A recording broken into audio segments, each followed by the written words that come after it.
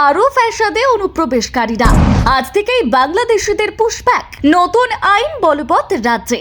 ঘোষণা মুখ্যমন্ত্রীর। অনুপ্রবেশকারীদের ধরে ধরে বিএসএফ এর হাতে তুলে দেওয়া হবে, ঘোষণা মুখ্যমন্ত্রীর। ভারত বাংলাদেশ সীমান্তে নতুন করে উত্তেজনা সৃষ্টি। বাংলায় পালাবদলের পর এবার সীমান্ত এবং অনুপ্রবেশ ইস্যুতে বড় পদক্ষেপ করল নতুন বিজেপি সরকার। বুধবার সাংবাদিক বৈঠক করে মুখ্যমন্ত্রী শুভেন্দু অধিকারী ঘোষণা করলেন, আজ থেকেই রাজ্যে কার্যকর হচ্ছে কেন্দ্রের পুশব্যাক নীতি। তার মন্তব্য, দীর্ঘদিন ধরে অনুপ্রবেশের সমস্যা বাংলার নিরাপত্তার জন্য বড় উদ্বেগের কারণ হয়ে উঠেছিল। জাতীয় নিরাপত্তার কথা মাথায় রেখেই এবার কড়া অবস্থান নিচ্ছে রাজ্য সরকার।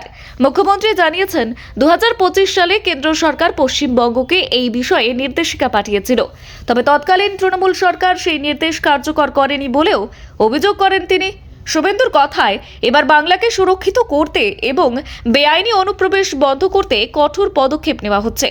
নতুন নিয়ম অনুযায়ী যাদের অবৈধ অনুপ্রবেশকারী হিসেবে চিহ্নিত করা হবে তাদের সরাসরি বিএসএফ এর হাতে তুলে দেবে রাজ্য পুলিশ। এরপর আন্তর্জাতিক প্রোটোকল মেনে বাংলাদেশের সীমান্তরক্ষী বাহিনী বিজিবির সঙ্গে যোগাযোগ করে তাদের ফেরত পাঠানো হবে।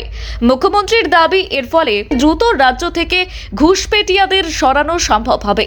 তবে এই ঘোষণার পরই সীমান্তবর্তী এলাকায় বসবাসকারী বহু মানুষের মধ্যে উদ্বেগ তৈরি হয়েছে। বিশেষ করে বাংলাদেশ থেকে বহু বছর আগে এদেশে আসা মতুয়া এবং অন্যান্য হিন্দু উদ্বাস্তু সম্প্রদায়ের মধ্যে আতঙ্ক ছড়াতে শুরু করে।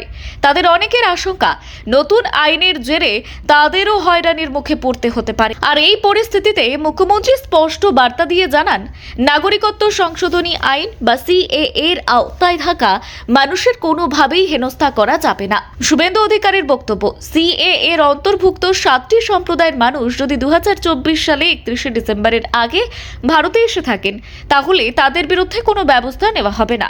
পুলিশ তাদের আটক বা হেনস্থা করতে পারবে না। তিনি আরও বলেন, বাংলাদেশ থেকে শুরু করে পাকিস্তান এবং আফগানিস্তান থেকে ধর্মীয় নির্যাতনের শিকার হয়ে আসা সংখ্যালঘুরা সিএএ এর আওতায় ভারতীয় নাগরিকত্ব পাওয়ার সুযোগ পাবেন।